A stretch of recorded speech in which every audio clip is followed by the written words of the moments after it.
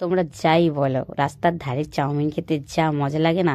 আর এক একটা কাঁদুনে থাকে যারা সব জায়গায় গিয়ে কান্নাকাটি জুড়ে দেয়। আর রাস্তার ধারের খাবার খেতে আমার আর আমার ভাই বোনের খুব ভালো লাগে।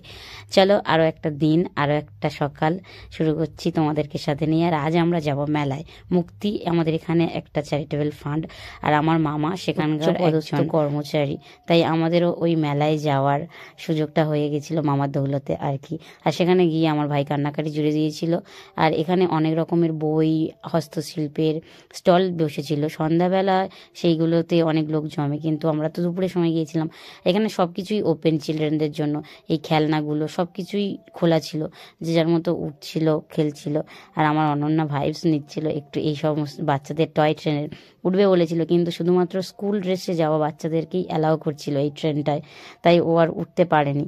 আর এটাতে উঠতে দেখে আমার নিজেরই হাত পা কাঁপছিল। যারা ওঠে তারা যে কতটা সাহস নিয়ে ওঠে আমি সেটাই ভাবছিলাম। আর ফেরার পথে আমাদের খুব খিদে পেয়ে গেছিলো। জানি রাস্তার ধারের খাবার খাওয়া আমাদের পক্ষে ভালো নয়, তাও লোভ সামলাতে আমি একদমই পারি না। আর সামলাবোই বা কেন? এত লোভনীয় খাবার বানায় কাদের জন্য? আমাদের জন্য না। তাই আমরা 3 ভাই বোন বসে গেছিলাম খেতে। আর দেখা হচ্ছে অন্য আর একটা ভিডিওতে।